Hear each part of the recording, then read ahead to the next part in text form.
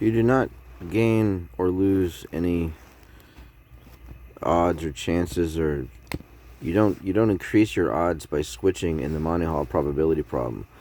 Before, I'm not going to cover the idea about 99 and 100 because you can get the same thing and how to look at this just by using 3.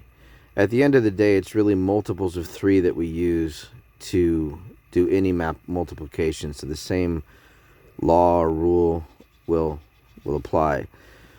What's missing for people to understand why you don't gain or lose in any switch is because switching itself is an illusion within the probability itself. You never actually have 1/3 odds in the probability. You have 100% odds in the probability in every single scenario, and that's the only way that the math adds up. That in reality you have 3 choices with 50-50 behind each one of the choices. In other words, in order to create the probability, you must maintain the unknown. You must maintain the probability. You cannot quash it. You cannot dispel the probability by the end of the probability. You still have to have had a probability to have a probability to begin with. And thereby, in reality, you're not going to actually change anything. The math is always going to be what it was before. The patterns that you create will cycle around inversions within any probability. And that's why they tell you that it's mostly like a social paradigm between the person who is perceiving the numbers, the odds, the randomness, and the person who's controlling it. It's more of a social paradigm than anything.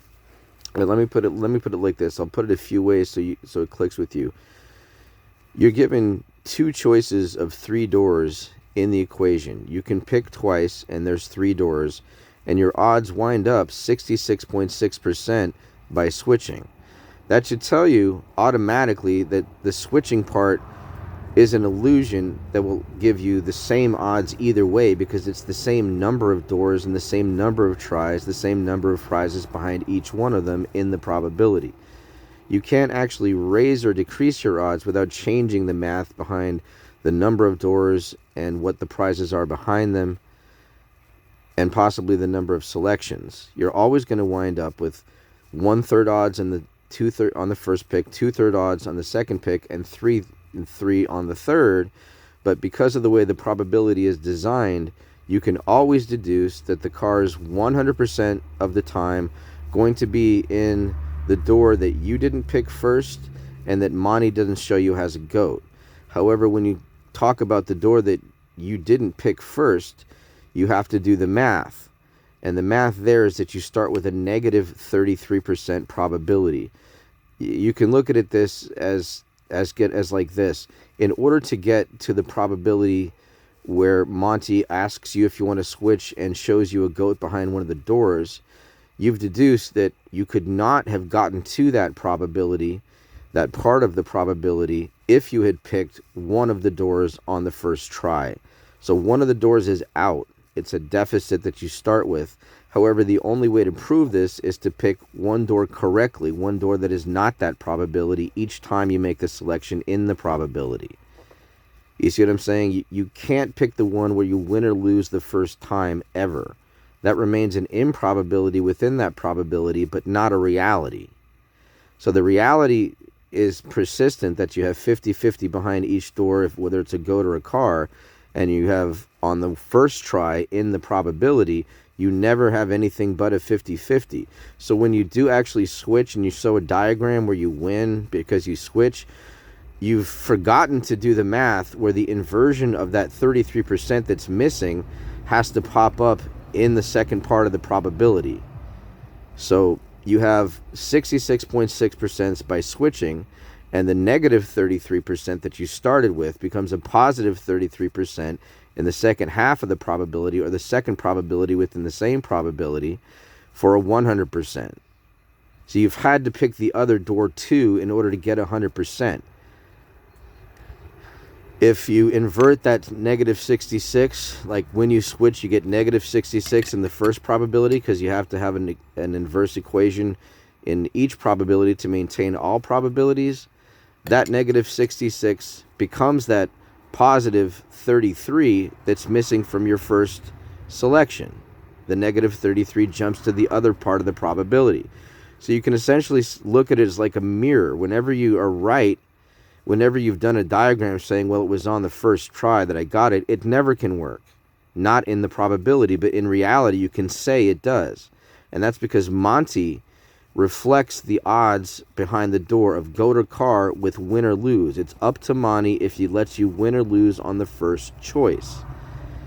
It's not about whether the car is behind there or a goat is behind there anymore, since Monty, within the probability, has the power to change that or alter that or reveal that, you could say, at any time. You see, it's a pure inversion for what's behind the door and what's in front of the door in the form of Monty. You see what I'm saying? That's just Newtonian universal gravitation. You can call it conservation of energy. You can call energy. You can call it the what is it? Equal and opposite reaction law. There's no change there. The numbers all equate every time to, in reality, having 1/3 on the first pick, 2/3 on the second pick, and 3 on the third. However, within the probability, the way that they invert and cycle and mirror each other is endless. It's redundant, meaning you could say there's no choice to switch within the probability because you have an infinite switch when you do switch. Or you could say that by switching, you're illustrating that you have 2/3 odds only because you can't lose on the first one. You can't win either. There's no way to get any answer but 66.6% by switching because you can't do anything but switch either by that rationale. That's just the way the math works. When you switch there, within the probability, you've had to switch in the first one. You see what I'm saying? There's no other way to get 100%. And it should be obvious to people if they just use basic math, but what'll trick you is that you either trust or you don't understand the laws of probability, that whatever is behind there, once it's revealed, loses its basis for the numbers and rationale to do the probability. The numbers are going to be the same no matter what you do in order to maintain the logic that your result is correct. So you have to have the dynamic of invisible math, you might say, or you have to separate the mirrors. You might say, look at it like this, that as soon as you make a pick from your door, that you can see a mirror image of that door being picked. But whenever it's opened, it'll be a goat where you see it, and like you see the original real door, and it will reflect the car infinitely in the probability. But in reality, you know it could only be one or the other. Another way to look at it is like this. In order to get that 2/3 to pop up in the first probability, you can put the 33 behind one door and in front of one door, representing a 50-50. And that will show you that the same odds exist. You're going to have to do the same math, factor it against each other throughout it, and you can't add a 16% to a 50-50 without finding the other 34% to make it a 50 and conjoin it with the other 50-50 that's left over. You see what I'm saying? The math wouldn't function if you switched and gained odds. It's proof and evidence that the math is correct from the beginning to the end, that when you switch, it's the same as when you didn't switch. There's no way to get around it. However, you do have a sleight of mind or sleight of hand of the mind to deal with when doing the math, because it disappears after your first pick. There's no reality to substitute with the improbability that whatever you picked created a deficit. You don't actually get 1/3 odds at the beginning. That just illustrates that you do in reality.